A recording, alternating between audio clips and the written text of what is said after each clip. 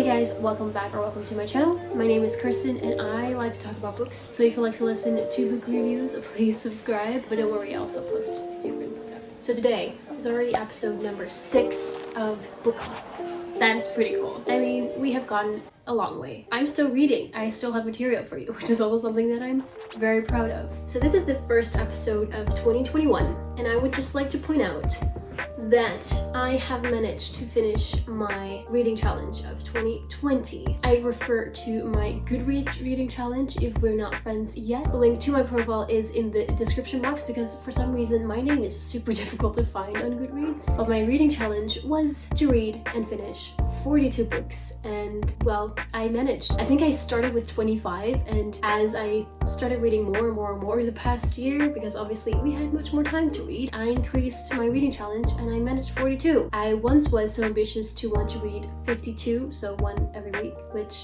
yeah, obviously didn't work out. And now, today, we are talking about these gorgeous, amazing 5 books that I have finished the past 2 months. So let's get started with maybe the best one of all the 5. Obviously, they're all very different. I couldn't believe that I forgot to include this book in a previous book club because I have finished this, I think in the summer of 2020, and this was an amazing book. I just couldn't find any book club in which I talked about this. So here I am, still giving some pride to this book because this might have been the best book that of like the fantasy kind of genre that I have read in 2020. Am I saying this? Yes. It was amazing. So, Circe by Madeline Miller. Madeline Miller is an author who's already been awarded with an award for the song of Achilles, which is right there waiting for me to read. I think it was for the Women's Prize for Fiction, and this one again was shortlisted for the Women's Prize for Fiction. And she has something with Greek mythology that she just loves to write about. And this also is about Greek mythology because, as you might know, Circe is actually a goddess. Circe is the daughter, the firstborn of the god, Titan god, Helios, who is the god of the sun and mightiest of the Titans. And she is different than all of the other children of the gods, basically. She has her own will, she doesn't really think that humans are shit, and she wants to live a different life than the rest. And maybe you remember that gods are always beautiful and so intelligent, but mainly beautiful, especially the women. And Circe is regarded to be average in the house of the gods, in the different dimensions. So she's not really favored at all. And she tries and tries to get attention from her father. She has given up on her mother. It just doesn't work because her siblings, her younger siblings, are for some reason much more beautiful and have talents, and she seems to be talentless until she does something bad and is being sent away to an island to live for the rest of her eternity. That's where she discovers that she actually has power. Witchcraft. Quick question. Maybe you have heard of the goddess who turned men into pigs? That is Circe. And she has also turned a nymph into a sea monster. Yep. So she's banished to the island of Aiaia, where she learns much more about her craft, and she also figures out that actually her brother and sisters, they already knew they had those powers, they just didn't tell her. On that island there's already a house, and she learns how to befriend the animals, tame the animals, learns about herbs, just basically everything. She's living her life. She is becoming an independent woman, and it is really nice to read about that. And every now and then there is a ship who comes ashore of her island full of men who see that she's a solo woman, and she feeds them, and every single time she turns them into pigs because one of them tries to touch her in a bad way, and she does not want that. She's a goddess. I mean, even if she's not a goddess, like, yeah. I'm getting feminist here. She quickly decides that men are pigs and they should be turned into pigs. So she has a big variety of pigs on her island. Until there's one man, Odysseus, who stumbles upon her island and they fall in love.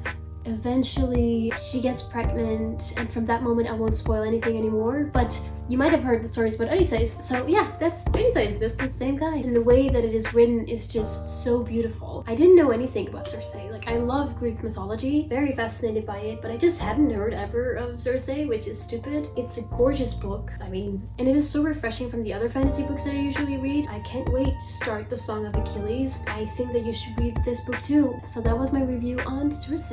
If you have read it or if you are gonna read it, please let me know in the comments. I would love to know. Also, if you have any other kind of tip on a book that I need to read, please drop it in the comments. And don't forget, again, to become friends on Goodreads, because I like to stalk people on what they're reading.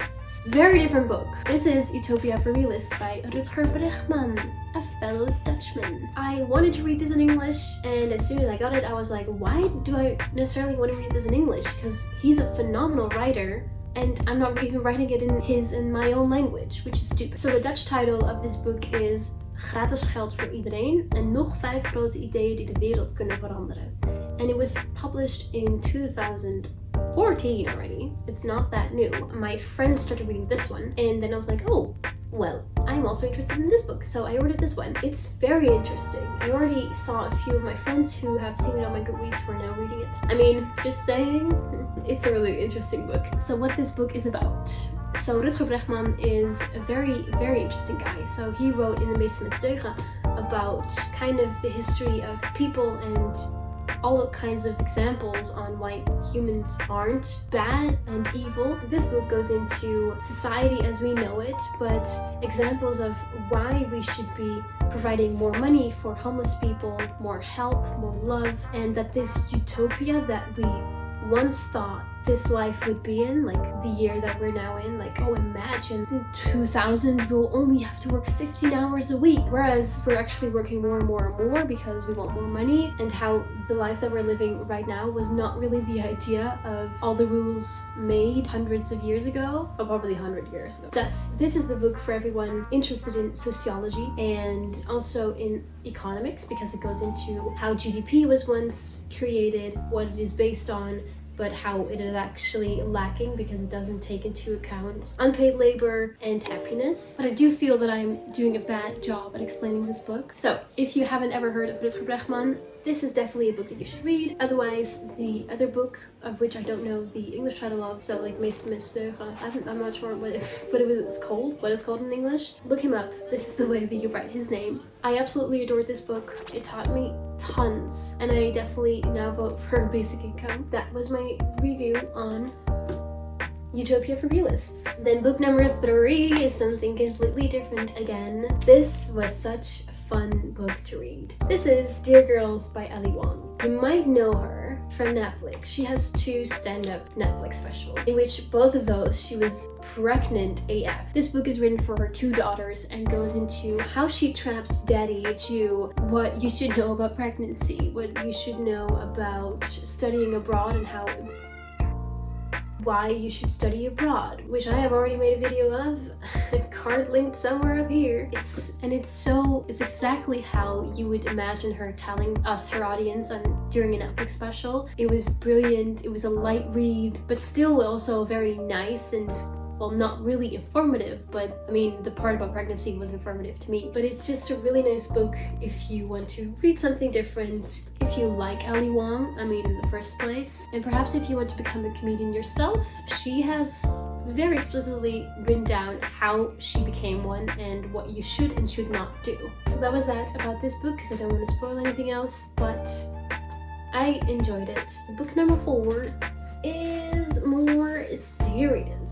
This is How to Fail by Elizabeth Day. You might have heard of Welcome to How to Fail by Elizabeth Day podcast, because she has her own podcast. I think it's weekly new episodes wherein she interviews certain people. I love the one with Mabel, but also with Malcolm Gladwell. And basically in that podcast, they discuss their failures. So each guest has to write down 3 failures and why they think it was a failure, and explain obviously the context around it. But then people got very intrigued as to what Elizabeth Day's failures are, and that is what this book is about. There's also a podcast episode on her own failures, but this book was so It was so honest and sad as well. It got me crying at some points. I love the podcast also because she has a gorgeous voice, but absolutely enjoyed this book. And if you have any insecurities, which we all have, but also about, for example, on marriage or pregnancy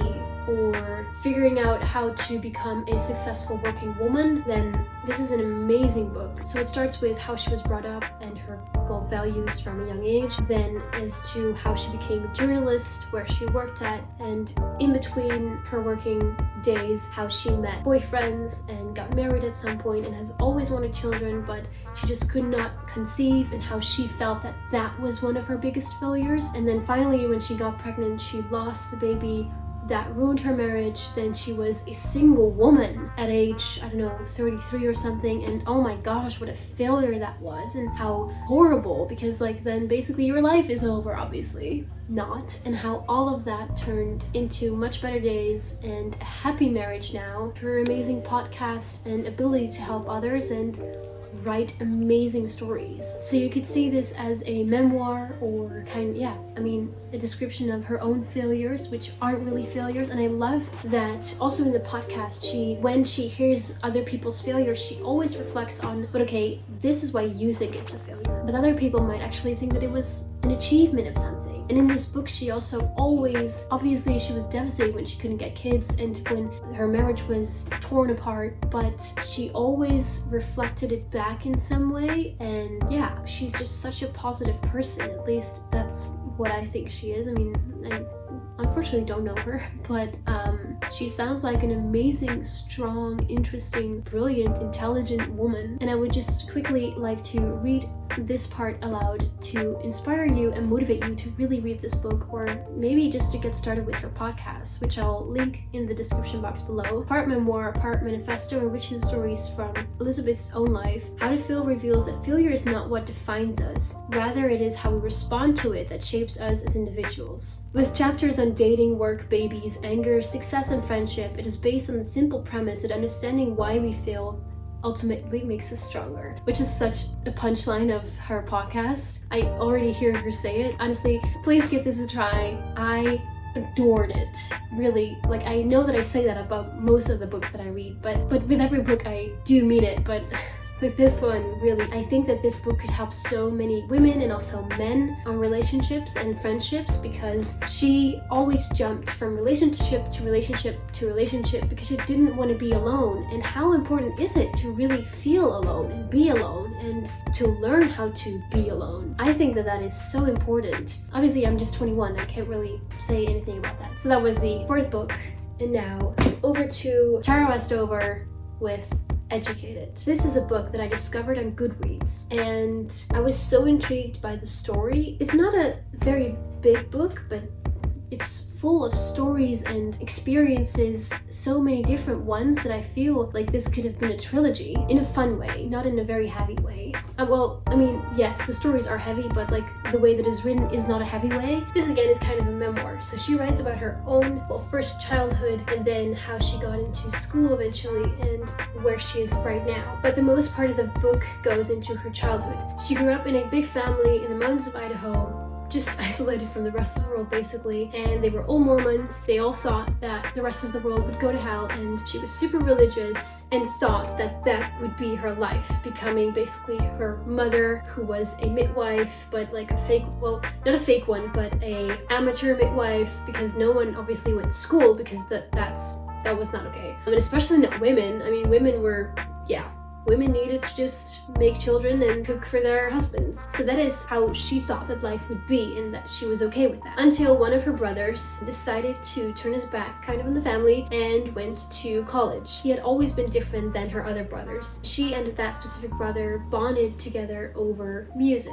Thus, she really missed him when he left. Then her other brother got really violent and super manipulative and just awful. It was described in such details. It was really awful. And one time her mother saw it all happen and just pretended that it did not happen. And when that sweet brother who left found out, he urged her to educate herself, also tried to get into college because, well, none of them had ever been to primary school, middle school, and so they had to take specific tests to get into college. And still this college was very, very religious. After about 1 to 2 years of hard work, she got into college. And she was so different than the rest of the people there. She went to church every Sunday. She had no money. She didn't know how to clean, didn't see the importance of being clean and a clean house and eating healthily. With a certain roommate, she got a scholarship, which was awful because her dad had always stressed the importance of being independent of the state, and now she was receiving money from the state in order to survive. And in college, she learned so much about the rest of the world, about, for example, racism and history. Like, she didn't even know her own country's history. When she got back home during holidays, she tried to tell her parents and also that brother. They just didn't care. They didn't believe her. They thought that she was going mental. At the end of college, she got a scholarship for Harvard, and at Harvard she learned many more things. And all the while, she still struggled with, I'm not smart enough, so she definitely had imposter syndrome, which will be in the next book club episode. And also that, well, she loved her family, but